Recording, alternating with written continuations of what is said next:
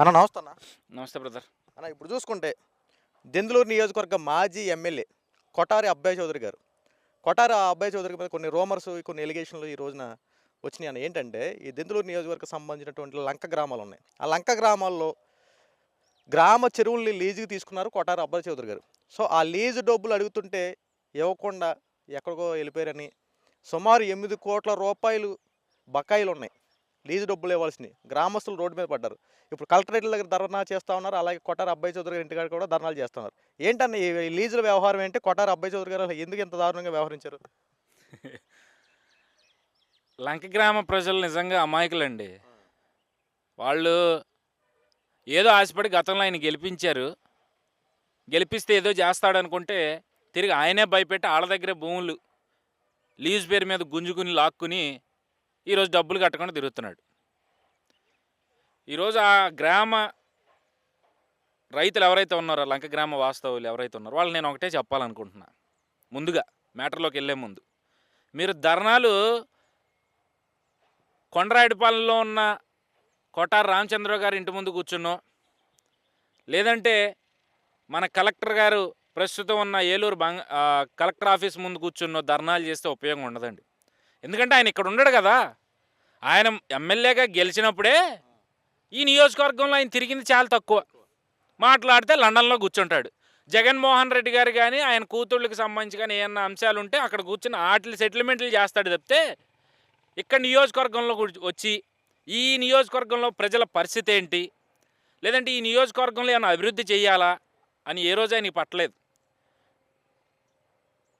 అలాంటి వ్యక్తి మీరు మెడలు వంచాలంటే అయితే ఆయన ఎప్పుడు లండన్ నుంచి వస్తున్నాడో చూసుకోవాలి.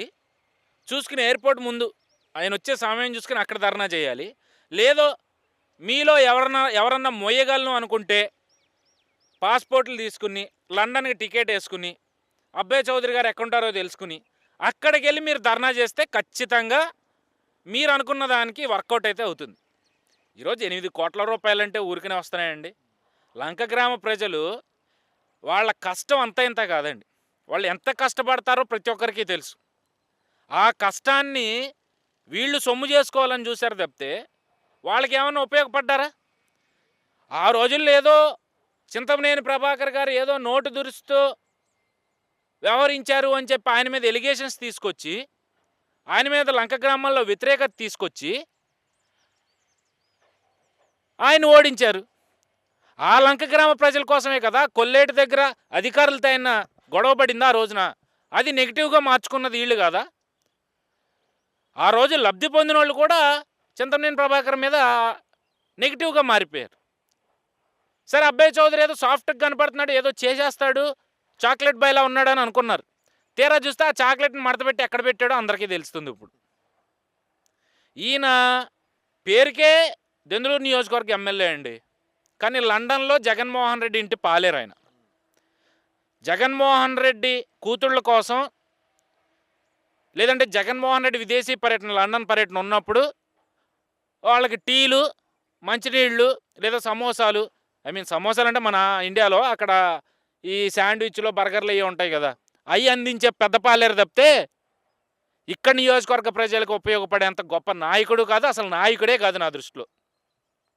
ఇక మళ్ళీ పైగా ఈరోజు ఈ లంక గ్రామ ప్రజలందరూ కూడా ఆయన ఇంటి ముందు 3 రోజుల నుంచి కూడా వంట వార్పు కార్యక్రమాలు చేస్తా అంటే అది తిరిగి మళ్ళీ చింతమనేని ప్రభాకర్ చేయిస్తున్నాడు, లేదా చింతమనేని ప్రభాకరే వీళ్ళని దగ్గరుండి ఉసుగొలుపుతున్నాడు అని చెప్పి తిరిగి మళ్ళీ ఆయన మీదే విమర్శలు చేస్తూ ఉన్నారు.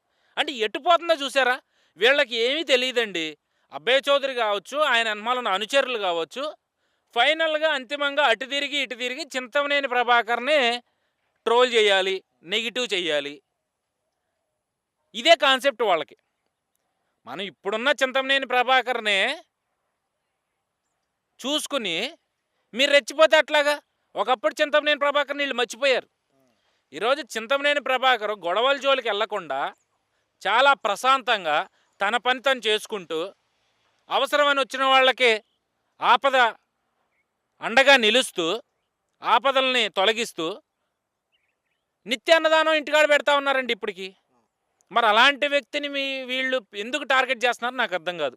ఈరోజు ఈ 6 నెలల కాలంలో దగ్గరగా చింతమనేని ప్రభాకర్ ఎమ్మెల్యేగా ప్రమాణ స్వీకారం చేసిన నాటి నుంచి ఏ రోజు కూడా ప్రతిపక్ష పార్టీ నాయకుడు ఒకడున్నాడు అబ్బాయి చౌదరి అని చెప్పి, లేదంటే ఆ పార్టీ అనుచరులు ఉన్నారని చెప్పి ఆయన ఏ రోజు నోరు విప్పి వాళ్ళని విమర్శ కూడా చేసింది లేదు. ఎన్నికల ప్రచారం సమయంలో అంటే ఆయన దూకుడుగా వ్యవహరించారు, ఆయన శైలి అది కాబట్టి ఎన్నికల సమయంలో ప్రచారంలో ఆయన వ్యాఖ్యలు చేశారు. మరి గెలిచిన తర్వాత ఎవరినైనా ఈ రోజు వరకు ముట్టుకున్నారా? ఈ రోజు వరకు కూడా ఆయన కుటుంబం గురించి కానీ, ఆయన కార్యకర్తల కుటుంబాల గురించి కానీ వ్యక్తిగత దూషణలు చేసిన వారిని ఒక్కళ్ళన్నా అరెస్ట్ చేయగలిగారా?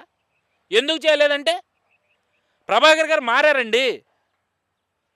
ఆయన చాలా సాఫ్ట్గా మారారు. ఇప్పుడు ప్రజలకు ఏదో అవసరమో దాని మీదే కాన్సన్ట్రేషన్ చేశారు తప్ప అనవసరమైన గొడవల జోలికి ఆయన వెళ్ళట్లేదు. అనవసరంగా వార్తలు ఆయన నిలవాలనుకోవట్లేదు.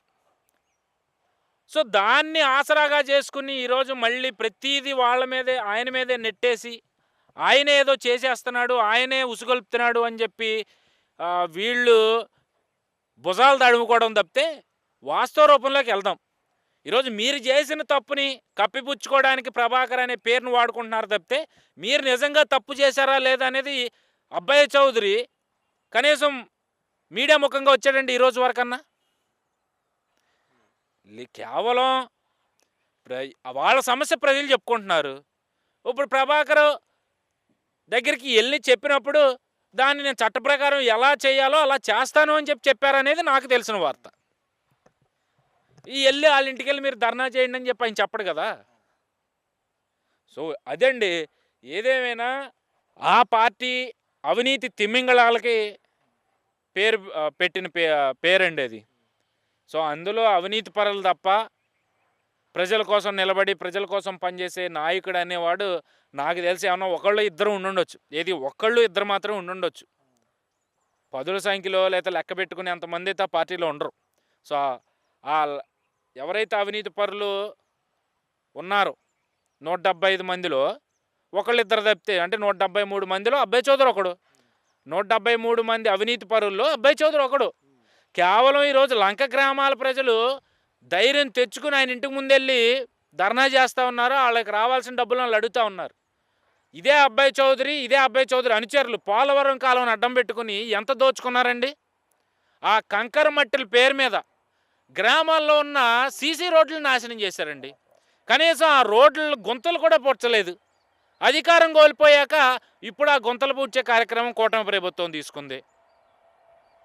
మామూలుగా రోడ్లన్నీ మేమే వేసాం, చాలా మట్టికి మంచి చేసామని అన్నారు కదా. మీరేంటో మట్టి తవ్వుకెళ్ళిపోయారు అని మాట్లాడుతున్నారు. వేసారు వాళ్ళ రోడ్ల వల్లే నాకు ఎనమాలు డిస్క్ జారిపోయి శుభ్రంగా ఉద్యోగం చేసుకుని మానేసి ఇంట్లో కూర్చుని చేసుకోవాల్సిన పరిస్థితి తీసుకొచ్చాడు జగన్మోహన్ రెడ్డి. ఇక్కడ అబ్బాయి చౌదరి. ఆ రోడ్లు పుణ్యమేనండి. ఇప్పుడు నేనేదో పలానా పార్టీ అనో లేదా పలానా పార్టీ నాయకుడికి అభిమానిగా మాట్లాడుతున్నానో అని మీరు అనుకోవచ్చు. మీరు ఇదే నియోజకవర్గం దెందులూరు నియోజకవర్గంలో ఉన్నారు. ఇదే రోడ్ల మీద మీరు బండ్లు వేసుకుని తిరిగారు.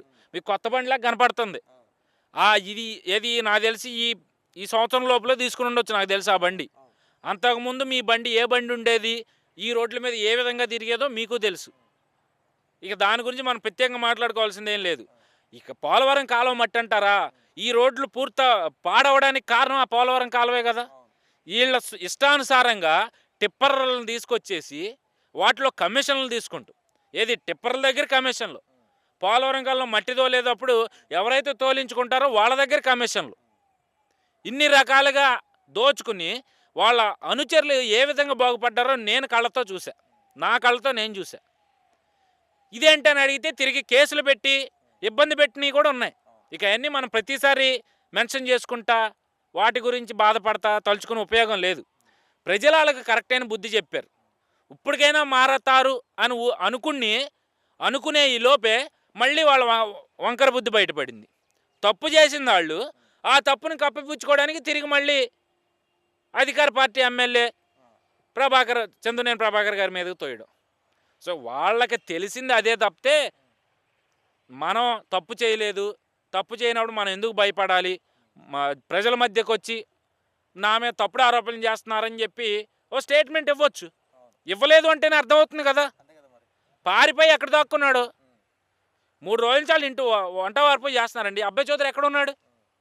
ఈరోజు ఆ జబ్బలు చర్చేసుకుంటున్నారు. మా నాయకుడు, మావాడు అవినీతిపరుడు కాదు, మావాడు గొప్ప నాయకుడు, మావాడు చాలా స్వీటు, మావాడు చాలా హాటు బొంకుతున్నారు కదా. ఈ దెందులూరు నియోజకవర్గంలో వైసీపీ పేరు చెప్పుకునే కార్యకర్తలందరూ తీసుకురండి. మరి అబ్బాయి చౌదరిని బయటికి తీసుకొచ్చి స్టేట్మెంట్ ఇప్పించండి. నేను తప్పు చేయలేదు, నేను తప్పు చేయనప్పుడు నేను దేనికి భయపడను, కావాలంటే ఎంక్వైరీ చేసుకోండి అని చెప్పి స్టేట్మెంట్ ఇప్పించండి. లేదా స్వయంగా ఆయన ఒక కంప్లైంట్, నేను తప్పు చేశాను అంటున్నారు కాబట్టి ఒక ఎంక్వైరీ చేసి అది నిర్ధారించండి అని చెప్పి ప్రభుత్వానికి ఒక లేఖ రాయమనండి. అన్నీ మానేసి చేతిలో ఫోన్ ఉంది కదా అని, లేదంటే దేవుడి నోటికి నోరిచ్చాడు కదా అని చెప్పి, లేదా అంబేద్కర్ గారు వాక్ స్వాతంత్రం ఇచ్చారు కదా అని చెప్పి ఇష్టానుసారంగా ఏది పడితే అది మాట్లాడడం, ఏది పడితే అది పోస్ట్ పెడతాను అంటే మాత్రం ఎవరు చూస్తూ ఊరుకోరు. గతంలో చింతమనేని ప్రభాకర్ గారు అట్టున్నర పెడతానని ఏదైతే చెప్పారో, మేబీ ఈరోజు ఆయన మీద ఉన్న బాధ్యతల వల్ల ఆయన దాన్ని పక్కన పెట్టారేమో కానీ కార్యకర్తలు ఎవరో అయితే చేతికి గాజులు వేసుకుని కూర్చోలేదు. ఆయన అట్టున్నరే పెడతానన్నాడేమో, కార్యకర్తలు చీల్చి చెండాడి దాన్ని ఇంకా ఉప్పు పాత్ర వేస్తారా, ఉక్కు పాత్ర వేస్తారా అనేది ఒక్కసారి బయటకు వచ్చి చూడండి, మీకే తెలుస్తుంది. ఓకే, థ్యాంక్ యూ అన్న. Okay bro.